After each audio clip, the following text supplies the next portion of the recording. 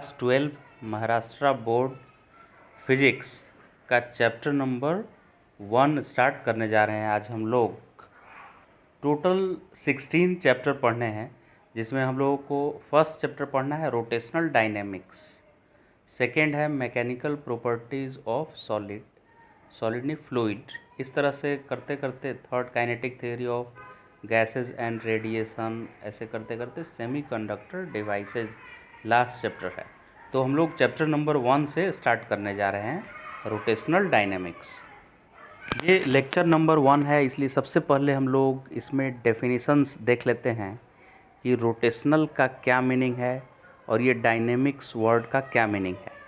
तो rotational motion में कोई भी बॉडी तब बोला जाता है जब बॉडी मूव कर रहा है उस ड्यूरेशन में उसका ओरिएंटेशन चेंज हो, यानी during motion of object, if its orientation is changing, then we say that object is in rotational motion।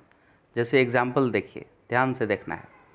अभी एक ऑब्जेक्ट यहाँ पे ऐसे सीलिंग फैन जैसा कुछ है, सीलिंग फैन मान लीजिए, उसका एक ब्लेड ऐसे है, तो इसका ओरिएंटेशन देखेंगे तो इसका एरो इस डायरेक्शन में है, राइट, इस डायरेक्शन में है। अगर ये सीलिंग फ़ैन रोटेट करता है और रोटेट करके इसका ब्लेड यहाँ पे आ जाता है, तो जो एरो ऐसे था वो क्या वर्टिकली अपवर्ड हो गया, ऐसे ऊपर की तरफ। ये और भी कुछ एंगल से रोटेट करके ऐसे, और ये ब्लेड हॉरिजॉन्टल हो जाता है, तो इसका ओरिएंटेशन भी देखिए कैसे हो गया है, हॉरिजॉन्टल। तो इसका ओरिएंटेशन चेंज हो रहा है, इसलिए ये रोटेशनल मोशन में कहा जाएगा। जबकि अगर ऐसा ही फ़ैन का एक ब्लेड या कोई रॉड है, आयरन रॉड, उसको मैं सीधा उसमें एक एरो ऐसे बना देता हूँ और सीधा स्ट्रेट लाइन में जब मैं ले जाऊँगा तो देखिए एरो हमेशा वर्टिकली अपवर्ड का अपवर्ड ही है, यानी इसका ओरिएंटेशन चेंज नहीं हो रहा है, ये वर्टिकल का वर्टिकल ही है। तो ये ट्रांसलेशनल मोशन कहलाता है। और रोटेशनल मोशन के दौरान इसका ओरिएंटेशन चेंज होता है। तो रोटेशनल तो समझ गया कि during motion of object if its orientation is changing then we say that object is in rotational motion. और डायनेमिक्स का क्या मतलब है कि उसका कॉज को भी पढ़ाया जाना। डायनेमिक्स मतलब क्यों रोटेट ऑब्जेक्ट हो रहा है, रोटेटिंग ऑब्जेक्ट रुक रहा है तो क्यों रुक रहा है, यानी कि टॉर्क के बारे में भी पढ़ाया जाएगा, रोटेशन होने का कॉज भी बताया जाएगा। डायनेमिक्स का मतलब होता है study of rotational motion with its cause को बोलेंगे रोटेशनल डायनेमिक्स। फिर ये रिकॉल करने के लिए बोल रहा है 11th का कि सर्कुलर मोशन को रिकॉल कीजिए। सर्कुलर कब होता है, when an object is moving such that its distance from a fix point is always constant, then its motion is circular motion. या और आसान डेफिनेशन कि motion of a object along the circumference of a circle is defined as circular motion। जैसे अगर ये देखिए diagram दिया हुआ है, ऐसे कोई ऑब्जेक्ट इस पाथ को फॉलो कर रहा है सर्कमफेरेंस को, तो इसके मोशन को बोलेंगे कि सर्कुलर कर रहा है।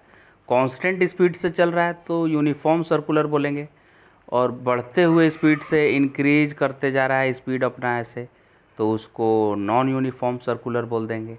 तो सर्कुलर मोशन तो समझ में आ गया कि सर्कल के अलोंग घूमना है, सर्कुलर आर्क के अलोंग, पूरा सर्कल ज़रूरी नहीं है, ऐसे सर्कुलर आर्क भी रहेगा। जैसे रोड पे बाइक या कार ड्राइव करते समय आप टर्न लेंगे सर्कुलर ऐसे, तो इस सेक्शन में भी बोला जाएगा कि ये सर्कुलर मोशन कर रहा है। पूरा सर्कल करना ज़रूरी नहीं है, सर्कुलर आर्क में भी चलेगा काम। समझ गए circular motion. What is the concept of centre of mass. Centre of मास क्या होता है, एक इमेजिनरी पोजीशन है या लोकेशन है जहाँ पे total mass of the body is suppose to be concentrated. Centre of mass is position और location at which whole mass of the body is suppose to be concentrated.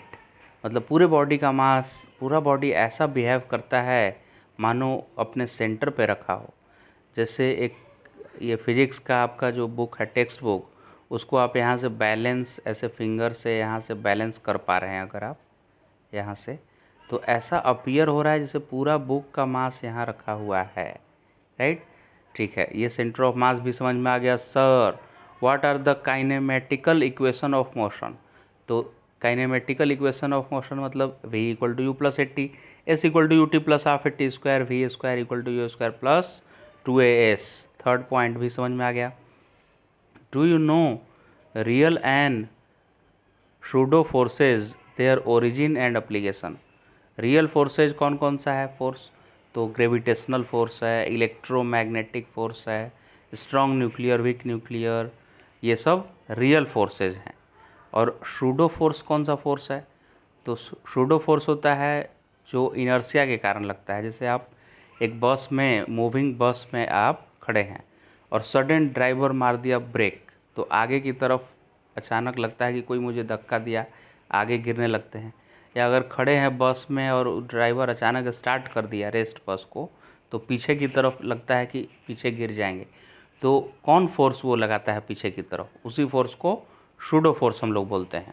वो inertia के कारण feel करते हैं हम लोग, तो उस इनर्शिया के कारण जो फील करते हैं फोर्स, उसको नाम दे दिया गया है सूडो फोर्स।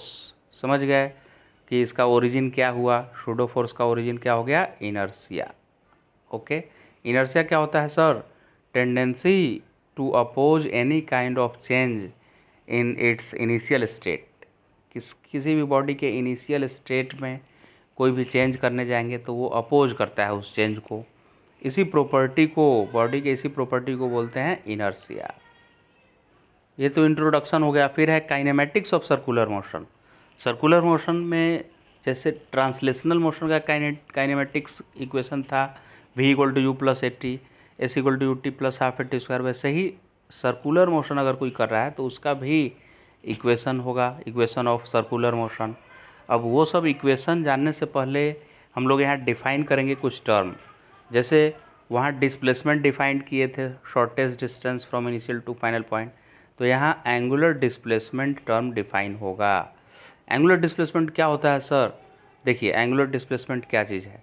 अगर यहाँ पे कोई पार्टिकल, पी पार्टिकल यहाँ पे है, एक मिनट इसको क्लियर कर देते हैं, ये पी पार्टिकल, और ये बेचारा सर्कल में घूम रहा है, तो अभी यहाँ है और कुछ टाइम टी के बाद मान लीजिए पी पार्टिकल यहाँ आ गया, तो ये जो रेडियस यहाँ से इन दोनों को ज्वाइन किए, फिर से सेंटर से इसके नए पोजीशन पी डैश को ज्वाइन किए, तो ये ऐसा लग रहा है जैसे कुछ एंगल टर्न कर गया है, ये टर्न कर गया है।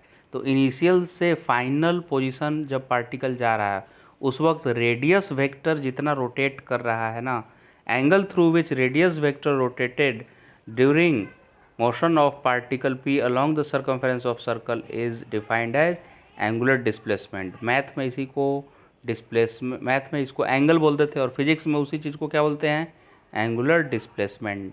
एंगुलर डिस्टेंस जैसा कोई चीज़ नहीं होता है, लीनियर में डिस्टेंस अलग और डिस्प्लेसमेंट अलग होता है, लेकिन एंगुलर डिस्टेंस जैसा कोई वर्ड डिफाइन नहीं है, जो है सो एंगुलर डिस्प्लेसमेंट ही है। फिर सर नेक्स्ट, जैसे वेलोसिटी होता था rate of change of displacement, तो एंगुलर वेलोसिटी होगा rate of change of angular displacement, यानी D theta by D T. ठीक, अगर इंस्टेंटेनियस बोलेगा तो ये फॉर्मूला सही है, लेकिन एवरेज बोलेगा तो टोटल एंगल कितना मूव किया है अपॉन कितने समय में वो मूव किया है, उससे डिवाइड कर देने से एवरेज एंगुलर वेलोसिटी भी मिल जाएगा। एंगुलर वेलोसिटी का सिंबल ओमेगा है। वैसे ही एंगुलर एक्सेलरेशन होता है A equal to D omega by D T. जैसे ओनली एक्सेलरेशन का फॉर्मूला होता था D we by D T. Rate of change of velocity is called acceleration, but rate of change of angular velocity is called angular acceleration. तो जैसे velocity है rate of change of displacement D S by D T, उसी के similar है angular velocity d theta by D T. जैसे acceleration का value होता था D we by D t, वैसे ही एंगुलर एक्सेलरेशन का वैल्यू है d omega by D t. Next है v equal to omega r. ये v क्या है इसमें सर और ओमेगा क्या है, देखिए ये सर्कल है, इस पर कोई ऑब्जेक्ट मूव कर रहा है तो उसका टेंजेंशियल वेलोसिटी जो होता है ना, यहाँ टेंजेंशियल ऐसे ये वाला वेलोसिटी टेंजेंट की तरफ कितने स्पीड से जा रहा है, इसको वेलोसिटी को यहाँ रखना है। और ओमेगा मतलब इसका थीटा कितना जल्दी जल्दी चेंज हो रहा है, rate of change of theta को ओमेगा बोलते हैं, तो उसको एंगुलर वेलोसिटी बोलते हैं। तो एंगुलर वेलोसिटी हो गया और ये आर रेडियस हो गया सर्कल का। तो radius angular velocity and tangential velocity में ये रिलेशन है। चूँकि ओमेगा इक्वल टू होता था फॉर्मूला थीटा बाई टी, तो एक चक्कर लगाने में थीटा हो जाता है 2 पाई, और उस समय जो भी टाइम होता है उसको टाइम पीरियड बोलते हैं। तो ओमेगा का formula 2 pi upon time period भी होगा। फिर सर्कुलर मोशन में चाहे यूनिफॉर्म हो या नॉन यूनिफॉर्म सर्कुलर मोशन हो, एक तो हमेशा सेंट्रीपिटल लगेगा ही इस पर। उस सेंट्रीपिटल को रेडियल एक्सेलरेशन भी बोलते हैं। तो रेडियल एक्सेलरेशन या सेंट्रीपिटल एक्सेलरेशन का फॉर्मूला होता है omega square r, right. R radius है यहाँ पे, और एक्सेलरेशन इक्वल टू, ये तो ओमेगा स्क्वायर हो गया रेडियल वाला एक्सेलरेशन, तो ये ओमेगा स्क्वायर आर लिखती है। और ओमेगा को सबको पता है वी बाई आर लिख सकते हैं, क्योंकि v equal to r omega होता है। तो ओमेगा स्क्वायर मतलब v square by r square, और ऊपर भी एक आर है तो आर स्क्वायर से आर कट के एक ही आर रह जाएगा, यानी वी स्क्वायर बाई आर। तो सेंट्रीपिटल फोर्स का या रेडियल जो डायरेक्शन में फोर्स लग रहा है एक्सेलरेशन का, सेंट्रीपिटल एक्सेलरेशन का फॉर्मूला या तो ओमेगा स्क्वायर आर लिखेंगे या वी स्क्वायर बाई आर भी लिखेंगे, दोनों में से कोई भी एक लिख सकते हैं, और इसका डायरेक्शन टुवर्ड्स सेंटर होगा। फिर ये इलस्ट्रेशन दिया हुआ है कि circular motion of any particle of a fan rotating uniformly, मतलब एक बार स्विच ऑन कर दिए तो वो कांस्टेंट टेंजेंशियल स्पीड से वो घूमता है फैन का हर एक पार्टिकल, तो यूनिफॉर्म उसको बोलेंगे यूनिफॉर्म मोशन कर रहा है। लेकिन जैसे ही स्विच ऑफ किए तो वो धीरे धीरे स्लो होने लगेगा, तो उसको नॉन यूनिफॉर्म बोलेंगे। या ऑफ एक फ़ैन है और तब जाकर स्विच ऑन कर देते हैं तो उसकी स्पीड शुरू में बढ़ने लगती है, तो उस ड्यूरेशन में हम बोलते हैं कि वो नॉन यूनिफॉर्म सर्कुलर मोशन कर रहा है। लेकिन कुछ समय के बाद उसकी स्पीड कांस्टेंट हो जाती है रोटेट करने की, और उस वक्त हम बोलते हैं कि वो जो ब्लेड है या फैन है उसका हर एक पार्टिकल यूनिफॉर्म सर्कुलर मोशन कर रहा है।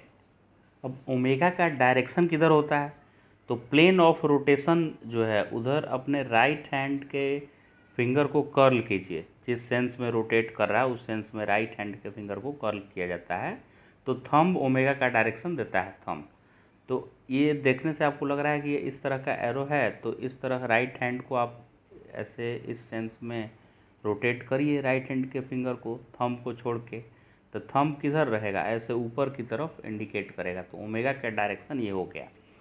अब अल्फ़ा देखिए क्या है, अगर अल्फ़ा का डायरेक्शन ओमेगा के डायरेक्शन में है तो ओमेगा बढ़ेगा, अल्फ़ा का डायरेक्शन इसके उल्टा है तो ओमेगा कम होगा। लेकिन अगर अल्फ़ा का डायरेक्शन कुछ टेढ़ा है तो इस टेढ़ा अल्फ़ा का दो कंपोनेंट होगा, एक कंपोनेंट ओमेगा के डायरेक्शन में होगा जो उसका स्पीड इंक्रीज करेगा, और दूसरा कंपोनेंट इधर जो होगा वो क्या करेगा, ओमेगा का डायरेक्शन चेंज करने की कोशिश करने लगेगा। तो प्लेन ऑफ एक्सिस चूँकि ये इधर ओमेगा है, तो ओमेगा का डायरेक्शन जब चेंज होगा तो एक प्लेन ऑफ रोटेशन भी चेंज होने लगेगा, राइट।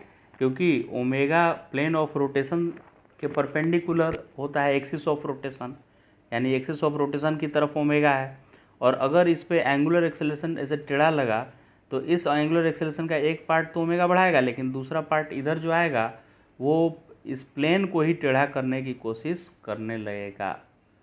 वैसे ही जैसे लीनियर वेलोसिटी में ये ऑब्जेक्ट सीधा जा रहा था तो इस पर एक्सेलरेशन टेढ़ा लगा, तो इस एक्सेलरेशन का एक पार्ट तो इसको स्पीड अप करेगा, लेकिन दूसरा पार्ट जो इधर लग रहा है वो उसको ऐसे खींचने लगेगा, सर्कुलर आर्क में लाने की कोशिश करने लगेगा, यानी कि वेलोसिटी का डायरेक्शन चेंज कर देगा। फर्स्ट एग्जाम्पल में आ जाते हैं हम लोग। A fan is rotating at 90 revolution पर मिनट, यानी 1 मिनट में 90 चक्कर मार रहा है, ठीक, एक फ़ैन। तो ये रिवॉल्यूशन पर मिनट को आरपीएम लिखते हैं, 90 रिवॉल्यूशन पर मिनट, और इसको पर सेकेंड अगर किसी को बनाना है, 90 रिवॉल्यूशन पर मिनट का मतलब है कि 90 और ऊपर रिवॉल्यूशन है और नीचे क्या है, मिनट। तो हम मिनट को सेकेंड बनाना चाहते हैं तो 60 से भागा देंगे, तो 90/60 करेगा तो क्या आ जाएगा, 2 3 6 3 3 9 2/3, यानी 1.5 रिवॉल्यूशन पर सेकेंड में कन्वर्ट हो गया ये, 1.5 रिवॉल्यूशन पर सेकेंड में। फिर बोलता है कि it is then switched off, इसको स्विच ऑफ कर दिए फ़ैन को, भाई 90 से चल रहा था, तो इनिशियल ओमेगा इसका ये हो गया।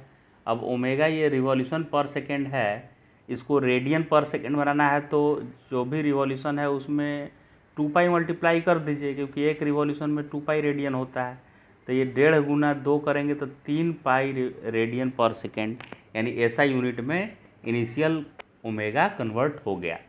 अब स्विच ऑफ किए भाई, it stop after 21 revolution, 21 revolution के बाद वो रुक गया। तो एक रिवॉल्यूशन में 2 पाई चक्कर, तो 21 रिवॉल्यूशन में 21 इंटू 2 पाई, यानी कि 42 पाई रेडियन उसका एंगुलर डिस्प्लेसमेंट हो गया होगा 21 चक्कर में, और तब जाके वो रुका मतलब उसका फाइनल ओमेगा क्या हो गया, 0। तो क्या पूछा है, calculate the time taken by it to stop assuming that the frictional torque is constant. Uniform rate से वो स्लो होते होते 21 चक्कर मार के रुक गया है, तो कितने समय में रुका है ये बताना है। तो क्वेश्चन में गिवन क्या क्या है, ये ओमेगा फाइनल हमको 0 लिखना है, ओमेगा इनिशियल दिया हुआ है, और कितना चक्कर मार के रुका है ये भी दिया है, तो 42 पाई चक्कर लगा के, तो पाई का भी वैल्यू पता है, सिर्फ टी नहीं पता है। यानी सॉल्व करने के लिए हम अल्फ़ा का 2 इक्वेशन लिखे, एक by definition change in omega by time, और दूसरा अल्फ़ा का ये इक्वेशन लिख दिए, क्योंकि v square equal to u square plus 2as होता है। तो final omega square minus initial omega square v square minus u square हो गया इक्वल टू 2, और अल्फ़ा इंटू थीटा होगा 2as के जगह पर। तो अल्फ़ा का वैल्यू क्या होगा, 2 थीटा इधर डिवाइड हो गया। अभी इन दोनों में सब कुछ गिवन है, खाली एक ही वेरिएबल है इसमें टी। सॉल्व कर दीजिए सब पुट करके, तो टी आंसर आ जाएगा।